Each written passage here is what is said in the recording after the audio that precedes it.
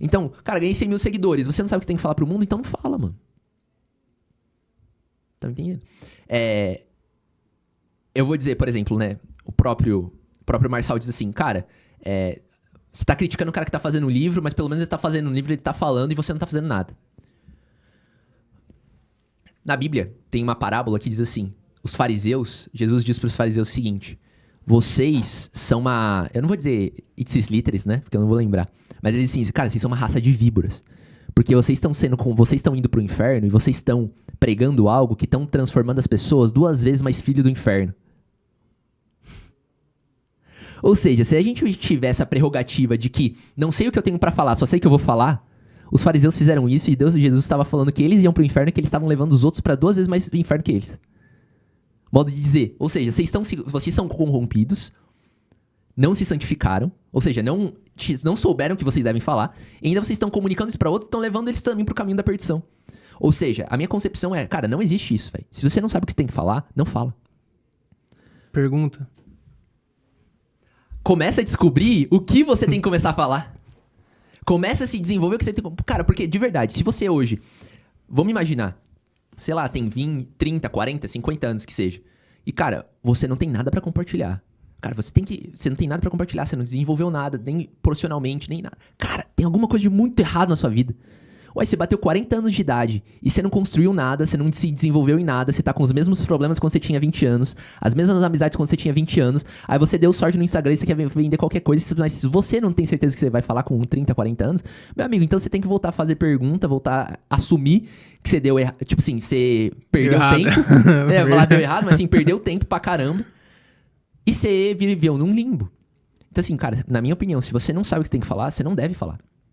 Começa a perguntar, começa a ter conselheiros que te mostrem eventualmente um caminho, seja de algo que você não enxerga em si mesmo, porque eu já fui esse tipo de pessoa que não falava, mano, porque eu não enxergava em mim mesmo o que eu já tinha construído.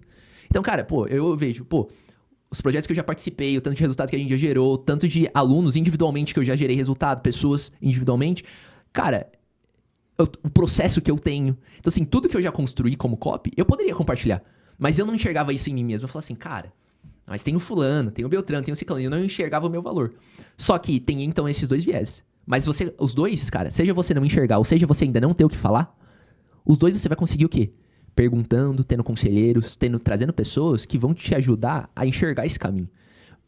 Mas eu repeti só mais uma vez pra não ficar chato. Mas, mano, na minha concepção, se você não tem o que falar, se você tá incerto disso, velho, não tá na hora de você falar. Tá na hora de você perguntar, tá na hora de você questionar, tá na hora de você ter conselheiros pra te instruir aonde você deve ir. Eu trouxe você aqui, cara, com essa ideia de que a gente, pra falar um pouquinho mais tecnicamente de copy, mas acabou que acho que técnica fica muito superficial na minha visão, assim, e o que importa é realmente isso. Eu acho que teve muita gente melhor que eu de copy pra falar que o Paulo veio aqui. O Paulo veio muita gente, cara, de copy aqui. Mas, cara, uma dúvida, assim, cara.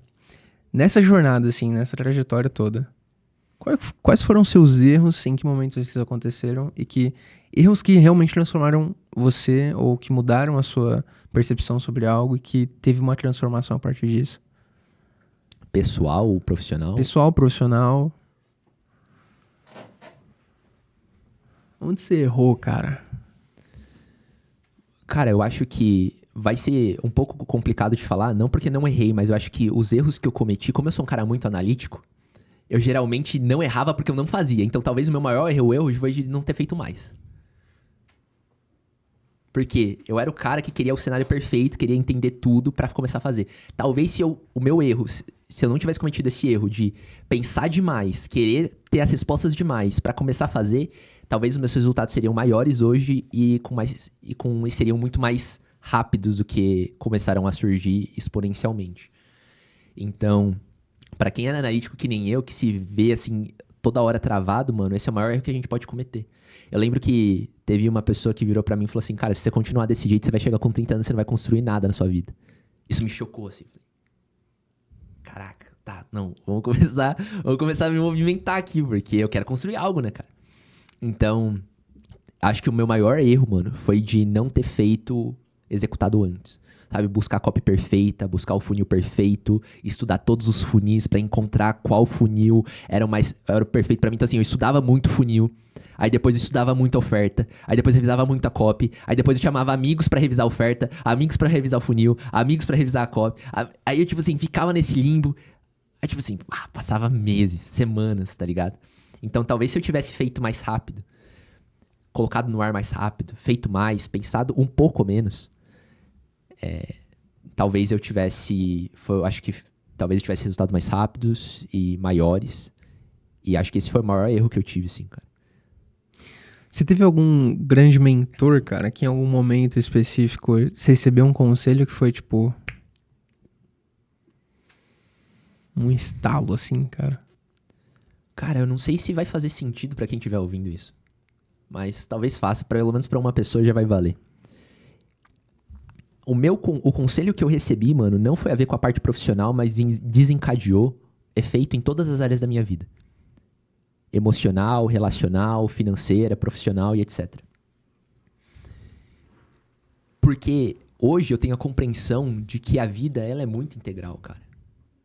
Então vamos imaginar lá, eu não lembro quem inventou aquela fórmula, mas a fórmula de capacidade atual de trabalho. Envolve assim, a sua capacidade atual de trabalho é inteligência emocional vezes valores, vezes capacidade, habilidade e cognição. Cara, se você tiver com a sua inteligência emocional ferrada, ou seja, como é uma multiplicação, qualquer coisa que vai a zero ali, zera a fórmula inteira de capacidade atual de trabalho. Ou seja, não importa se você tem cognição 10, se você tem capacidade atual, sua habilidade e capacidade altíssima, se os seus princípios e valores estão totalmente alinhados com a empresa. Se você não tem inteligência emocional, cara, exemplo, sua mãe acabou de falecer, você acabou de perder seu cachorro, você, sei lá, cara, o que aconteceu? Como que sua capacidade atual de trabalho diminui consideravelmente? Então, é perceptível pra mim, hoje, na minha experiência, que as outras áreas da sua vida, elas influenciam na sua. Por exemplo, a gente tem família, né, cara? Cara, é difícil dizer que a gente vai ter o mesmo dia produtivo quando nosso filho tá doente. E a gente tá preocupado lá com ele. Baseado nisso, eu quis trazer um contexto trazer uma prova, um contexto de que as outras áreas da vida influenciam a parte profissional, financeira e etc. Todas elas se mesclam, né? Então, acho que um dos maiores conselhos, cara, e que gerou muitos efeitos positivos foi compreender o meu lugar de filho. Porque esse é o primeiro passo para eu compreender o meu lugar em todas as minhas outras relações. Porque quando eu compreendo meu lugar de filho, eu compreendo meu lugar agora de profissional, de parceiro de negócios. Aí depois eu posso compreender meu lugar como marido, depois eu posso compreender meu lugar como pai. Depois, todos os outros lugares, eles vão se ajustando e vão gerando uma percepção para você. Por que sua parceria não tá dando certo? Por que toda sua negociação acaba? Por que todas as vezes você é traído? Qual o erro na sua relação com as parcerias que você tá, que tá gerando com que você trabalhe muito e ganhe pouco, ou que você seja passado a perna, ou que alguma outra coisa aconteça que não é positiva para você? Porque no seu relacionamento você não tem você não é feliz do jeito que você acredita que você poderia ser, que você toda vez é traído nos seus relacionamentos. Você entende? Essas coisas, cara, só começam a ter efeito quando você muda o efeito na raiz. E pra mim a raiz foi os meus pais. Então era uma época que eu, tipo assim, tava 2 anos sem falar com a minha mãe. Assim, eu tinha muitas críticas em relação ao meu pai, que não convivemos juntos durante a minha infância inteira. E, cara, quando eu comecei a olhar com eles com mais respeito, assim, comecei a entender o meu lugar de filho, que, mano, cada um deu o seu melhor com o que tinha, né? Tem uma frase de um mentor meu que ele fala assim, nossos pais são perfeitamente imperfeitos. Então, nos erros deles, cara, eles são meus pais, entendeu? Então, começar a conseguir olhar com eles com mais respeito, me colocar nessa posição de filho, de entender o valor que eu tenho a partir deles, fez com que muita coisa mudasse. Posso dar um exemplo recente, mano. Ano passado, em setembro, eu vim pra um evento aqui e ficou claro, olha que louco, que eu buscava muito reconhecimento do meu pai ainda. Você pegar toda a trajetória, mano, eu ganhava medalha. Tipo assim, meu pai, eu não via meu pai o ano inteiro. Aí quando eu ganhava medalha da Olimpíada, eu falava assim, pai, você tem que ir lá.